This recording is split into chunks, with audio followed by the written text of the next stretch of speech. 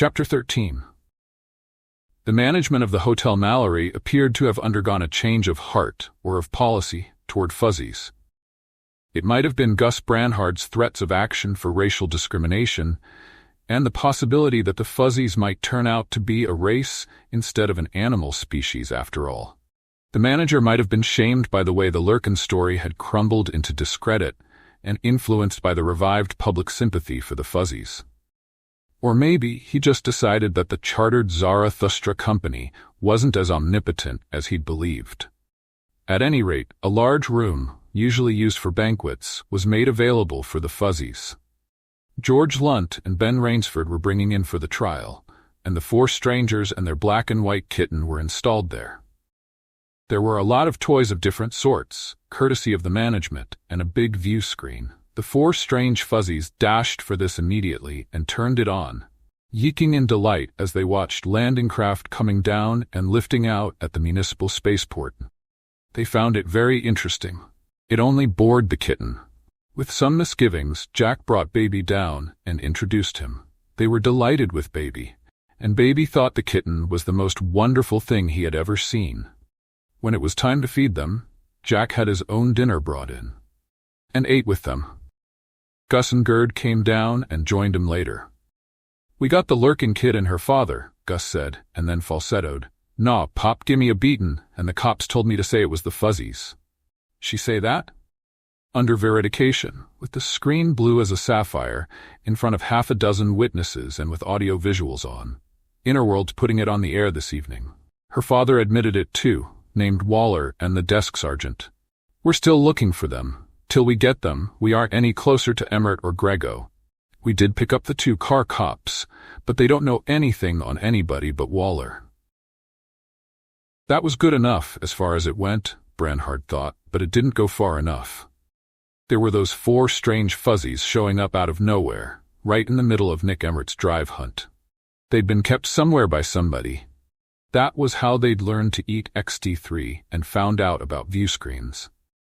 Their appearance was too well synchronized to be accidental. The whole thing smelled to him of a booby trap. One good thing had happened. Judge Pendarvis had decided that it would be next to impossible, in view of the widespread public interest in the case and the influence of the Zarathustra company, to get an impartial jury, and had proposed a judicial trial by a panel of 3 judges, himself one of them. Even Leslie Coombs had felt forced to agree to that. He told Jack about the decision. Jack listened with apparent attentiveness, and then said, "You know, Gus, I'll always be glad I let little Fuzzy smoke my pipe when he wanted to, that night out at camp. The way he was feeling, he wouldn't have cared less if the case was going to be tried by a panel of 3 Zaragoites. Ben Rainsford, his 2 fuzzies, and George Lunt, Ahmed Khadra, and the other constabulary witnesses and their family arrived shortly before noon on Saturday. The fuzzies were quartered in the stripped-out banquet room and quickly made friends with the 4 already there, and with Baby. Each family bedded down apart, but they ate together and played with each other's toys and sat in a clump to watch the view screen. At first, the Ferny Creek family showed jealousy when too much attention was paid to their kitten until they decided that nobody was trying to steal it. It would have been a lot of fun, 11 fuzzies and a baby fuzzy, and a black and white kitten, if Jack hadn't kept seeing his own family, 6 quiet little ghosts watching, but unable to join the frolicking. Max Fane brightened when he saw who was on his screen. "Well, Colonel Ferguson, glad to see you." "Marshal." Ferguson was smiling broadly. "You'll be even gladder in a minute. A couple of my men from Post 8 picked up Waller and that desk sergeant Fuentes." "Ha!" He started feeling warm inside, as though he had just downed a slug of Baldur honey rum. "How?" "Well, you know Nick Emmert has a hunting lodge down there. Post 8 keeps an eye on it for him. This afternoon, one of Lieutenant Obafemi's cars was passing over it, and they picked up some radiation and infrared on their detectors, as though the power was on inside. When they went down to investigate, they found Waller and Fuentes making themselves at home. They brought them in, and both of them admitted under veridication that Emmert had given them the keys and sent them down there to hide out till after the trial. They denied that Emmert had originated the frame-up. That had been one of Waller's own flashes of genius. But Emmert knew what the score was and went right along with it. They're being brought up here the first thing tomorrow morning. Well, that's swell, Colonel. Has it gotten out to the news services yet? No. We would like to have them both questioned here in Mallorysport and their confessions recorded before we let the story out. Otherwise, somebody might try to take steps to shut them up for good. That had been what he had been thinking of. He said so, and Ferguson nodded. Then he hesitated for a moment and said, Max, do you like the situation here in Mallorysport? Be damned if I do. What do you mean? There are too many strangers in town, Ian Ferguson said. All the same kind of strangers, husky-looking young men, 20 to 30, going around in pairs and small groups. I've been noticing it since day before last, and there seem to be more of them every time I look around. Well, Ian, it's a young man's planet, and we can expect a big crowd in town for the trial. He didn't really leave that. He just wanted Ian Ferguson to put a name on it first. Ferguson shook his head. No, Max, this isn't a trial day crowd. We both know what they're like. Remember when they tried the Gone brothers? No whooping it up in bars, no excitement, no big crap games. This crowd's just walking around, keeping quiet, as though they expected a word from somebody. Infiltration. Goddamn it, he'd said it first, himself after all. Victor Grego's worried about this. I know it, Max, and Victor Grego's like a Veldbeest bull. He isn't dangerous till he's scared, and then watch out. And against the gang that's moving in here, the men you and I have together would last about as long as a pint of trade gin at a Sheshan funeral. You thinking of pushing the panic button? The constabulary commander frowned. I don't want to. A dim view would be taken back on Terra if I did it without needing to. Dimmer view would be taken of needing to, without doing it, though. I'll make another check first. Gerd van Riebeek sorted the papers on the desk into piles, lit a cigarette, and then started to mix himself a highball. Fuzzies are members of a sapient race, he declared. They reason logically, both deductively and inductively. They learn by experiment, analysis, and association. They formulate general principles and apply them to specific instances. They plan their activities in advance. They make designed artifacts and artifacts to make artifacts. They are able to symbolize and convey ideas in symbolic form, and form symbols by abstracting from objects. They have aesthetic sense and creativity, he continued. They become bored in idleness, and they enjoy solving problems for the pleasure of solving them. They bury their dead ceremoniously, and bury artifacts with them. He blew a smoke ring, and then tasted his drink. They do all these things, and they also do carpenter work, blow police whistles, make eating tools to eat land prawns with, and put molecule model balls together. Obviously, they are sapient beings. But please don't ask me to define sapience, because god damn it to Niflheim, I still can't. I think you just did, Jack said. No, that won't do. I need a definition. Don't worry, Gerd, Gus Branhard told him. Leslie Coombs will bring a nice shiny new definition into court. We'll just use that. Chapter 14. They walked together, Frederick and Claudette Pendarvis, down through the roof garden toward the landing stage, and as she always did, Claudette stopped and cut a flower and fastened it in his lapel. Will the Fuzzies be in court? She asked. Oh, they'll have to be. I don't know about this morning. It'll be mostly formalities. He made a grimace that was half a frown and half a smile. I really don't know whether to consider them as witnesses or as exhibits, and I hope I'm not called on to rule on that, at least at the start. Either way, Coombs or Branhard would accuse me of showing prejudice. I want to see them. I've seen them on screen, but I want to see them for real. You haven't been in one of my courts for a long time, Claudette. If I find that they'll be brought in today, I'll call you. I'll even abuse my position to the extent of arranging for you to see them outside the courtroom. Would you like that? She'd love it. Claudette had a limitless capacity for delight in things like that. They kissed goodbye, and he went to where his driver was holding open the door of the air car and got in. At 1,000 feet, he looked back. She was still standing at the edge of the roof garden, looking up. He'd have to find out whether it would be safe for her to come in. Max Fane was worried about the possibility of trouble, and so was Ian Ferguson, and neither was given to timorous imaginings. As the car began to descend toward the Central Court's buildings, he saw that there were guards on the roof, and they weren't just carrying pistols. He caught the glint of rifle barrels and the twinkle of steel helmets. Then, as he came in, he saw that their uniforms were a lighter shade of blue than the constabulary wore. Ankle boots and red-striped trousers, Space Marines in dress blues. So Ian Ferguson had pushed the button. It occurred to him that Claudette might be safer here than at home. A sergeant and a couple of men came up as he got out. The sergeant touched the beak of his helmet in the nearest thing to a salute a Marine ever gave anybody in civilian clothes. "Judge Pendarvis? Good morning, sir." "Good morning, Sergeant. Just why are Federation Marines guarding the court building?" "Standing by, sir.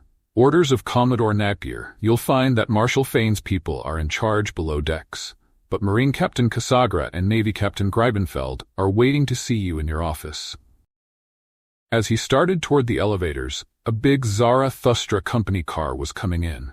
The sergeant turned quickly, beckoned a couple of his men, and went toward it on the double. He wondered what Leslie Coombs would think about those Marines. The two officers in his private chambers were both wearing sidearms. So, also, was Marshal Fane, who was with them. They all rose to greet him. Sitting down when he was at his desk, he asked the same question he had of the sergeant above. "Well, Constabulary Colonel Ferguson called Commodore Napier last evening and requested armed assistance, Your Honor," the officer in Space Navy black said.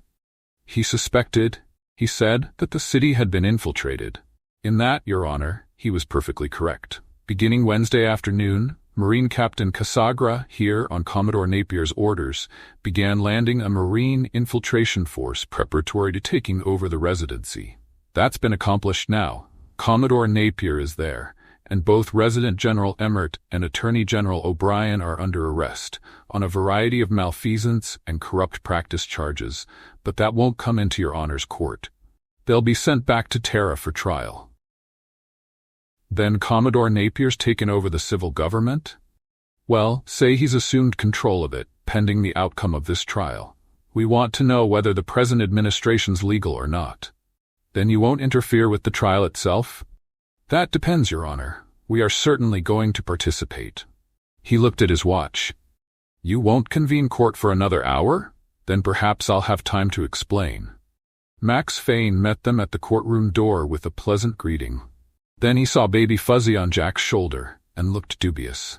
"I don't know about him, Jack. I don't think he'll be allowed in the courtroom." "Nonsense," Gus Branhard told him. "I admit he is both a minor child and an incompetent aborigine, but he is the only surviving member of the family of the decedent Jane Doe alias Goldilocks, and as such has an indisputable right to be present." "Well, just as long as you keep him from sitting on people's heads. Gus, you and Jack sit over there. Ben, you and Gerd find seats in the witness section." It would be half an hour till court would convene, but already the spectators' seats were full, and so was the balcony. The jury box, on the left of the bench, was occupied by a number of officers in navy black and marine blue. Since there would be no jury, they had apparently appropriated it for themselves. The press box was jammed and bristling with equipment. Baby was looking up interestedly at the big screen behind the judges' seats. While transmitting the court scene to the public, it also showed, like a non-reversing mirror, the same view to the spectators. Baby wasn't long in identifying himself in it, and waved his arms excitedly. At that moment, there was a bustle at the door by which they had entered, and Leslie Coombs came in, followed by Ernst Malin and a couple of his assistants, Ruth Ortherus, Juan Jimenez, and Leonard Kellogg. The last time he had seen Kellogg had been at George Lunt's complaint court, his face bandaged and his feet in a pair of borrowed moccasins because his shoes, stained with the blood of Goldilocks, had been impounded as evidence. Coombs glanced toward the table where he and Branhard were sitting, caught sight of Baby waving to himself in the big screen, and turned to Fane with an indignant protest. Fane shook his head. Coombs protested again and drew another headshake. Finally he shrugged and led Kellogg to the table reserved for them, where they sat down. Once Pendarvis and his two associates, a short, round-faced man on his right, a tall, slender man with white hair and a black mustache on his left, were seated, the trial got underway briskly. The charges were read, and then Branhard, as the Kellogg prosecutor, addressed the court. Being known as Goldilocks, sapient member of a sapient race, willful and deliberate act of the said Leonard Kellogg, brutal and unprovoked murder. He backed away, sat on the edge of the table and picked up baby Fuzzy, fondling him, while Leslie Coombs accused Jack Holloway of brutally assaulting the said Leonard Kellogg and ruthlessly shooting down Kurt Borch. Well, gentlemen, I believe we can now begin hearing the witnesses, the Chief Justice said. Who will start prosecuting whom? Gus handed baby to Jack and went forward. Coombs stepped up beside him. Your Honor, this entire trial hinges upon the question of whether a member of the species Fuzzy Holloway Zarathustra is or is not a sapient being, Gus said. However, before any attempt is made to determine this question, we should first establish by testimony just what happened at Holloway's camp in Cold Creek Valley on the afternoon of June 19, Atomic Era 654, and once this is established, we can then proceed to the question of whether or not the said Goldilocks was truly a sapient being. I agree, Coombs said equably. Most of these witnesses will have to be recalled to the stand later, but in general I think Mr. Branhard's suggestion will be economical of the court's time. Will Mr. Coombs agree to stipulate that any evidence tending to prove or disprove the sapience of fuzzies in general be accepted as proving or disproving the sapience of the being referred to as Goldilocks? Coombs looked that over carefully, decided that it wasn't booby-trapped and agreed. A deputy marshal went over to the witness stand, made some adjustments, and snapped on a switch at the back of the chair. Immediately, the 2-foot globe and a standard behind it lit, a clear blue. George Lunt's name was called. The lieutenant took his seat, and the bright helmet was let down over his head and the electrodes attached. The globe stayed a calm, untroubled blue while he stated his name and rank. Then he waited while Coombs and Branhard conferred. Finally, Branhard took a silver half-sol piece from his pocket, shook it between cupped palms, and slapped it onto his wrist. Coombs said, "Heads," and Branhard uncovered it, bowed slightly and stepped back. Now, Lieutenant Lunt, Coombs began, when you arrived at the temporary camp across the run from Holloway's camp, what did you find there? 2 dead people, Lunt said. A Terran human who had been shot 3 times through the chest, and a fuzzy who had been kicked or trampled to death. Your Honors, Coombs expostulated, I must ask that the witness be requested to rephrase his answer, and that the answer he has just made be stricken from the record. The witness, under the circumstances, has no right to refer to the fuzzies as people. Your Honors, Branhard caught it up, Mr. Coombs's objection is no less prejudicial. He has no right, under the circumstances, to deny that the fuzzies be referred to as people. This is tantamount to insisting that the witness speak of them as non-sapient animals. It went on like that for 5 minutes. Jack began doodling on a notepad. Baby picked up a pencil with both hands and began making doodles too. They looked rather like the knots he had been learning to tie. Finally, the court intervened and told Lunt to tell, in his own words, why he went to Holloway's camp, what he found there, what he was told, and what he did. There was some argument between Coombs and Branhard at one point about the difference between hearsay and res geste. When he was through, Coombs said, "No questions. Lieutenant, you placed Leonard Kellogg under arrest on a complaint of homicide by Jack Holloway. I take it that you considered this complaint a valid one?" "Yes, sir. I believe that Leonard Kellogg had killed a sapient being. Only sapient beings bury their dead." Ahmed Khadra testified. The 2 troopers who had come in the other car, and the men who had brought the investigative equipment and done the photographing at the scene, testified. Branhard called Ruth Ortheris to the stand, and, after some futile objections by Coombs, she was allowed to tell her own story of the killing of Goldilocks, the beating of Kellogg, and the shooting of Borch. When she had finished, the Chief Justice rapped with his gavel. I believe that this testimony is sufficient to establish the fact that the being referred to as Jane Doe, alias Goldilocks, was in fact kicked and trampled to death by the defendant Leonard Kellogg, and that the Terran human, known as Kurt Borch, was in fact shot to death by Jack Holloway.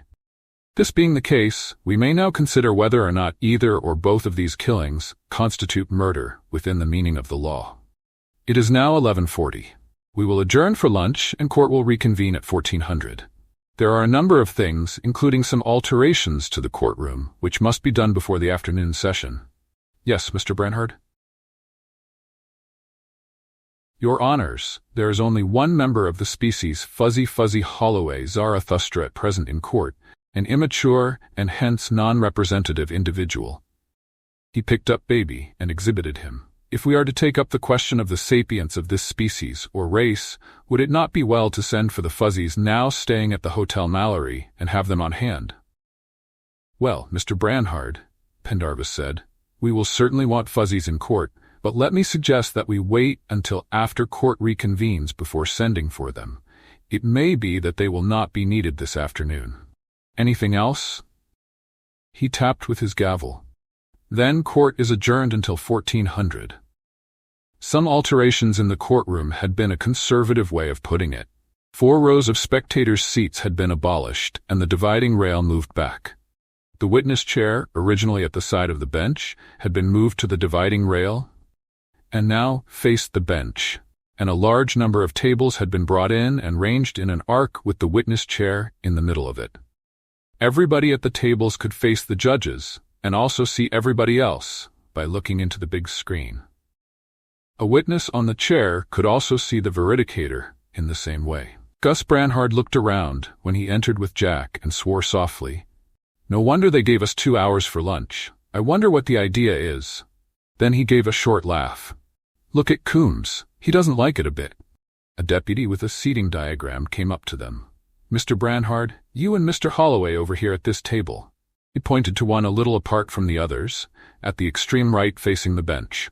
"And Dr. Van Riebeek and Dr. Rainsford over here, please." The court crier's loudspeaker overhead gave 2 sharp whistles and began, "Now hear this! Now hear this! Court will convene in 5 minutes." Branhard's head jerked around instantly, and Jack's eyes followed his. The court crier was a Space Navy petty officer. "What the devil is this?" Branhard demanded. "A Navy court-martial?" "That's what I've been wondering, Mr. Branhard," the deputy said. "They've taken over the whole planet, you know." "Maybe we're in luck, Gus. I've always heard that if you're innocent, you're better off before a court-martial, and if you're guilty, you're better off in a civil court." He saw Leslie Coombs and Leonard Kellogg being seated at a similar table at the opposite side of the bench. Apparently Coombs had also heard that. The seating arrangements at the other tables seemed a little odd, too. Gerd Van Riebeek was next to Ruth Ortheris, and Ernst Mallon was next to Ben Rainsford, with Juan Jimenez on his other side. Gus was looking up at the balcony. "I'll bet every lawyer on the planet's taking this in," he said. "Oh, see the white-haired lady in the blue dress, Jack? That's the Chief Justice's wife. This is the first time she's been in court for years."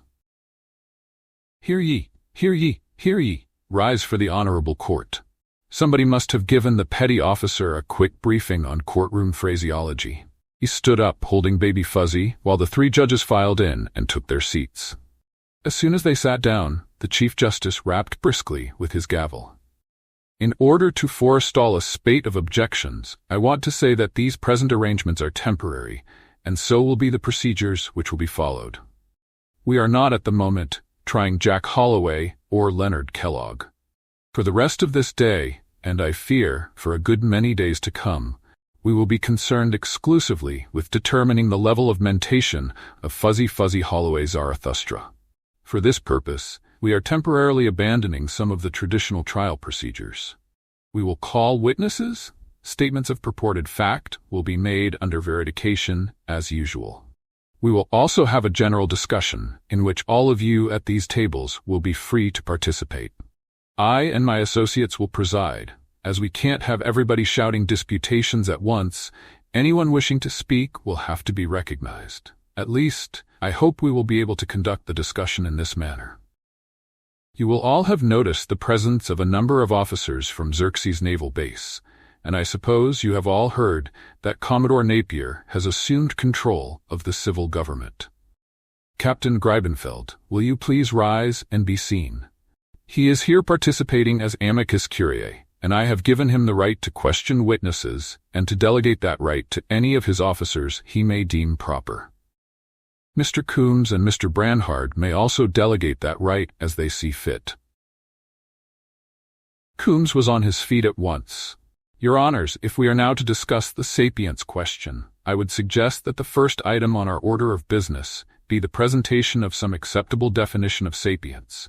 I should, for my part, very much like to know what it is that the Kellogg prosecution and the Holloway defense mean when they use that term. That's it. They want us to define it. Gerd van Riebeek was looking chagrined. Ernst Mallon was smirking. Gus Branhard, however, was pleased. Jack, they haven't any more damn definition than we do, he whispered. Captain Greibenfeld, who had seated himself after rising at the request of the court, was on his feet again. Your Honors, during the past month we at Xerxes Naval Base have been working on exactly that problem. We have a very considerable interest in having the classification of this planet established, and we also feel that this may not be the last time a question of disputable sapience may arise. I believe, Your Honors, that we have approached such a definition. However, before we begin discussing it, I would like the Court's permission to present a demonstration which may be of help in understanding the problems involved. Captain Greibenfeld has already discussed this demonstration with me, and it has my approval. Will you please proceed, Captain? The Chief Justice said. Greibenfeld nodded, and a deputy marshal opened the door on the right of the bench. Two spacemen came in, carrying cartons. One went up to the bench, the other started around in front of the tables, distributing small battery-powered hearing aids. Please put them in your ears and turn them on, he said. Thank you. Baby Fuzzy tried to get Jack's. He put the plug in his ear and switched on the power. Instantly he began hearing a number of small sounds he had never heard before, and Baby was saying to him, He intasawaka, igasagita. Mogadgus, he's talking. Yes, I hear him. What do you suppose? Ultrasonic. God, why didn't we think of that long ago? He snapped off the hearing aid. Baby Fuzzy was saying, Yeek. When he turned it on again, Baby was saying, Kukina zaziva. No, Baby Pappy Jack doesn't understand. We'll have to be awfully patient and learn each other's language. Papi Jack, Baby cried. Babiza hinga, Papi Jack zakza gahe iza. That yeeking is just the audible edge of their speech. Bet we have a lot of transonic tones in our voices, too. Well, he can hear what we say. He's picked up his name and yours. Mr. Branhard, Mr. Holloway, Judge Pendarvis was saying, may we please have your attention? Now, have you all your earplugs in and turned on? Very well. Carry on, Captain. This time, an ensign went out and came back with a crowd of enlisted men, who had 6 fuzzies with them. They set them down in the open space between the bench and the arc of tables and backed away. The fuzzies drew together into a clump and stared around them, and he stared unbelievingly at them. They couldn't be. They didn't exist anymore. But they were Little Fuzzy and Mama Fuzzy, and Mike and Mitzi and Coco and Cinderella. Baby whooped something and leaped from the table, and Mama came stumbling to meet him, clasping him in her arms. Then they all saw him and began clamoring, Puppy Jack! Puppy Jack! He wasn't aware of rising and leaving the table. The next thing he realized, he was sitting on the floor, his family mobbing him and hugging him, gabbling with joy. Dimly he heard the gavel hammering and the voice of Chief Justice Pendarvis. Court is recessed for 10 minutes. By that time, Gus was with him. Gathering the family up, they carried them over to their table. They stumbled and staggered when they moved, and that frightened him for a moment. Then he realized that they weren't sick or drugged. They'd just been in low G for a while and hadn't become reaccustomed to normal weight. Now he knew why he hadn't been able to find any trace of them. He noticed that each of them was wearing a little shoulder bag, a Marine Corps first aid pouch slung from a webbing strap. Why the devil hadn't he thought of making them something like that? He touched one and commented, trying to pitch his voice as nearly like theirs as he could. They all babbled in reply and began opening the little bags and showing him what they had in them. Little knives and miniature tools and bits of bright or colored junk they had picked up. Little Fuzzy produced a tiny pipe with a hardwood bowl and a little pouch of tobacco from which he filled it. Finally, he got out a small lighter. Your Honors, Gus shouted, I know court is recessed, but please observe what Little Fuzzy is doing. While they watched, Little Fuzzy snapped the lighter and held the flame to the pipe bowl, puffing. Across on the other side, Leslie Coombs swallowed once or twice and closed his eyes.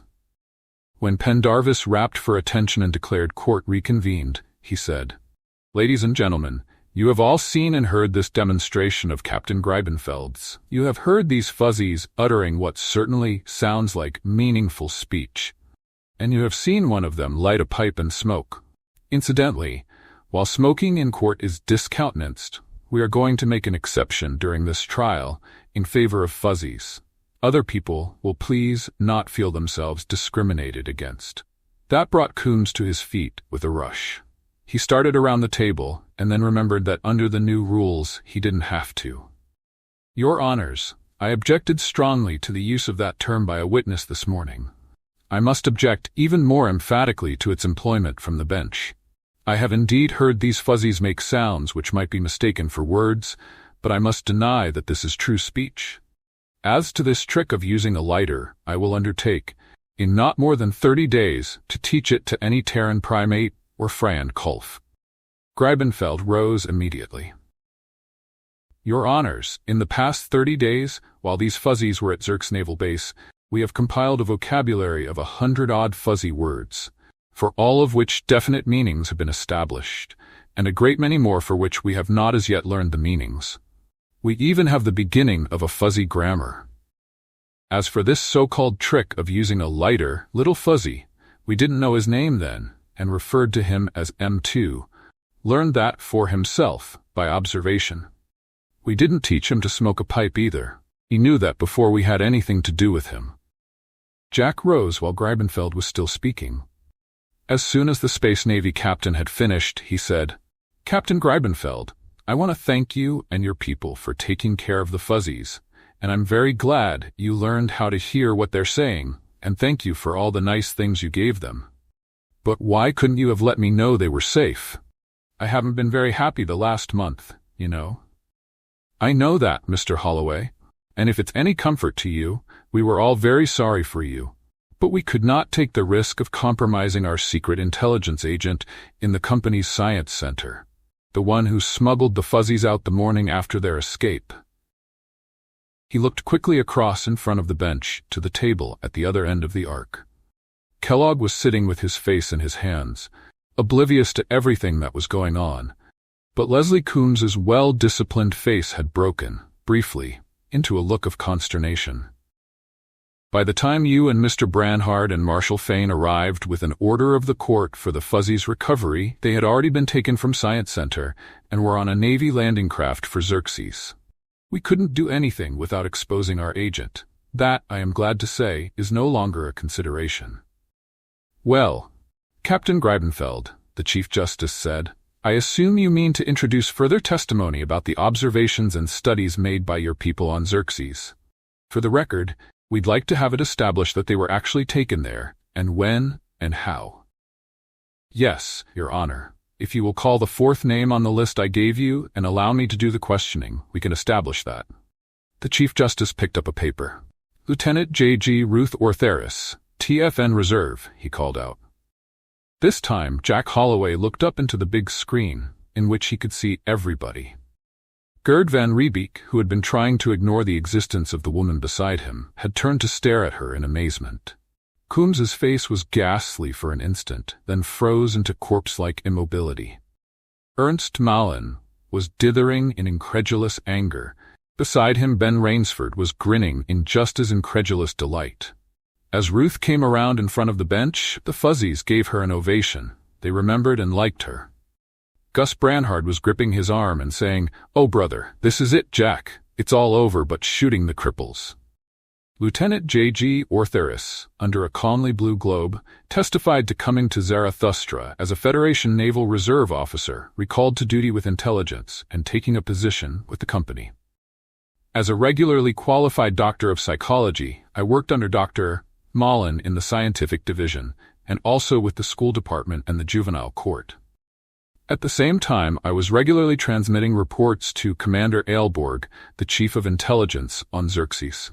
The object of this surveillance was to make sure that the Zarathustra Company was not violating the provisions of their charter or Federation law. Until the middle of last month, I had nothing to report beyond some rather irregular financial transactions involving Resident General Emmert.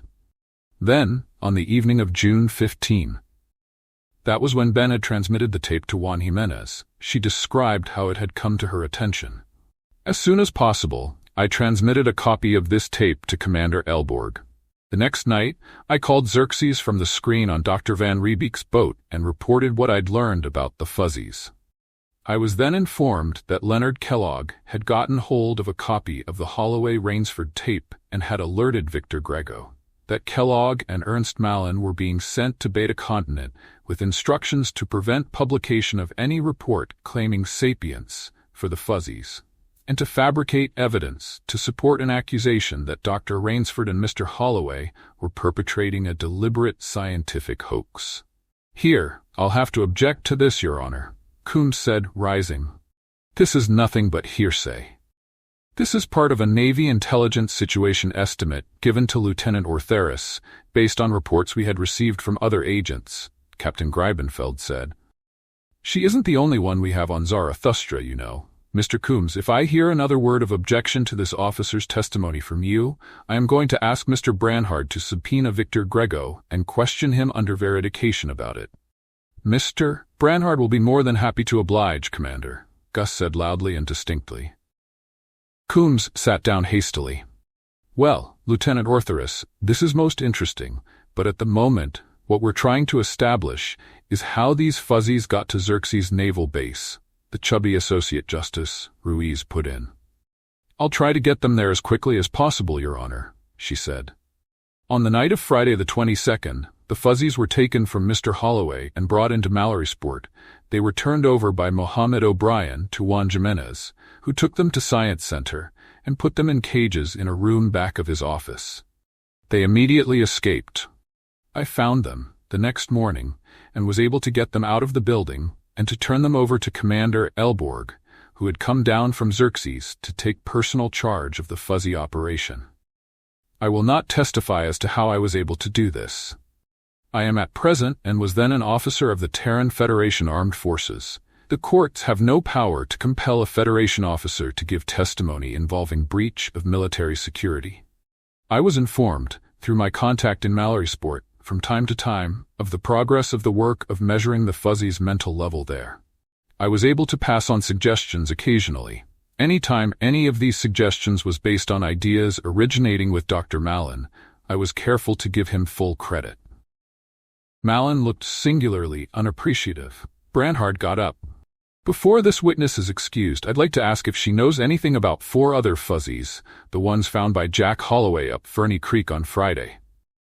"Why, yes. They're my Fuzzies, and I was worried about them. Their names are Complex, Syndrome, Ide, and Superego." "Your Fuzzies, Lieutenant?" "Well, I took care of them and worked with them.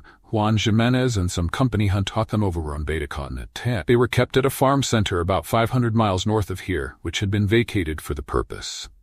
I spent all my time with them, and Dr. Malin was with them most of the time. Then, on Monday night, Mr. Coombs came and got them." "Mr. Coombs, did you say?" Gus Branhard asked. "Mr. Leslie Coombs, the company attorney. He said they were needed in Mallorysport. It wasn't till the next day that I found out what they were needed for. They'd been turned loose in front of that Fuzzy hunt, in the hope that they would be killed." She looked across at Coombs. If looks were bullets, he'd have been deader than Kurt Borch. Why would they sacrifice 4 Fuzzies merely to support a story that was bound to come apart anyhow? Branhard asked. That was no sacrifice. They had to get rid of those Fuzzies, and they were afraid to kill them themselves for fear they'd be charged with murder along with Leonard Kellogg. Everybody, from Ernst Malin down, who had anything to do with them, was convinced of their sapience. For one thing, we'd been using those hearing aids ourselves. I suggested it, after getting the idea from Xerxes. Ask Dr. Malin about it, under veridication. Ask him about the multi-ordinal polyencephalograph experiments, too. "Well, we have the Holloway Fuzzies placed on Xerxes," the Chief Justice said. "We can hear the testimony of the people who worked with them there at any time. Now, I want to hear from Dr. Ernst Malin." Coombs was on his feet again. "Your Honors, before any further testimony is heard, I would like to confer with my client privately. I fail to see any reason why we should interrupt proceedings for that purpose, Mr. Coombs. You can confer as much as you wish with your client after this session, and I can assure you that you will be called upon to do nothing on his behalf until then." He gave a light tap with his gavel and then said, "Dr. Ernst Malin will please take the stand."